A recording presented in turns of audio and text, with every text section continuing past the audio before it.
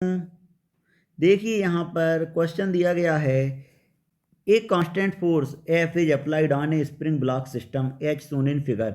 The mass of the block is small m and spring constant is K.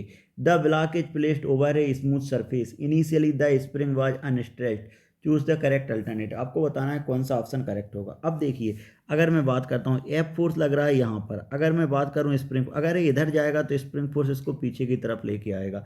तो क्या लिख सकता हूँ यहाँ पर मैं, F minus k x equal to M के बराबर है।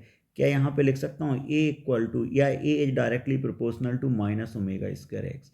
तो पार्टिकल क्या कर रहा है, एस एच एम कर रहा है। तो क्या लिखेंगे यहाँ पे, ब्लॉक क्या कर रहा है, एस एच एम। जो एस एच एम हो रहा है मीन पोजीशन से स्टार्ट नहीं हो रहा है, क्योंकि यहाँ पे एक्सटर्नल फोर्स लग रहा है तो इसकी मीन पोजीशन को क्या कर देगा, शिफ्ट कर देगा। क्लियर है। अब अपन बात करें स्पीड के बारे में और टाइम पीरियड के बारे में, देख लेते हैं अपन टाइम पीरियड के बारे में भी और स्पीड के बारे में भी। तो सबसे पहले हम जानते हैं कि यहाँ पर ब्लॉक जो चल रहा है, तो जो एक्सटर्नल फोर्स है इसकी सिर्फ मीन पोजीशन को चेंज करेगा, टाइम पीरियड पर कोई भी इफेक्ट नहीं पड़ेगा। तो T equal to 2 pi under root of m/k, ए इसका क्या आ गया आपके पास, टाइम पीरियड आ गया।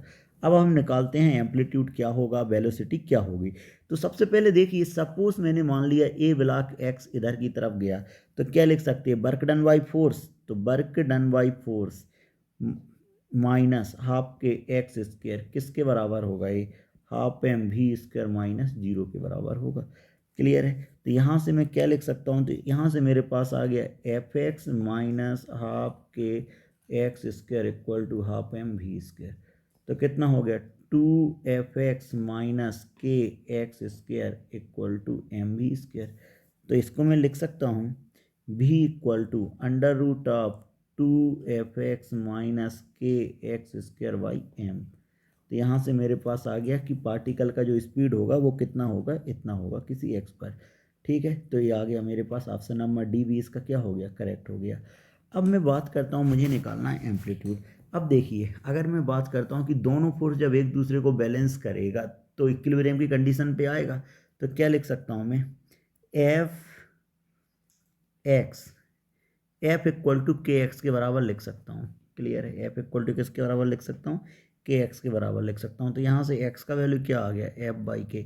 अब वर्क एनर्जी थ्योरम वाले इक्वेशन पे मैं जाता हूँ, तो यहाँ से मैं लिख सकता हूँ, इस वाले इक्वेशन से क्या लिख सकता हूँ, एफ माइनस एफ एक्स की जगह कितना लिख सकता हूँ मैं, f by k minus half k into f by k का होल स्क्वायर इक्वल टू किसके बराबर, हाफ एम बी का स्क्वायर।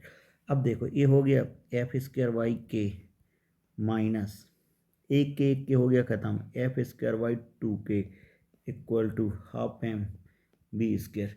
तो ये हो जाएगा f square by 2k equal to half m v square.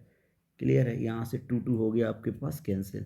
हमें क्वेश्चन में क्या निकालना है, हमें क्वेश्चन में निकालना है एम्पलीट्यूड क्या होगा। तो यहाँ से क्या आ जाएगा, v equal to f by m k under root of m k, ये आ गया v का वैल्यू।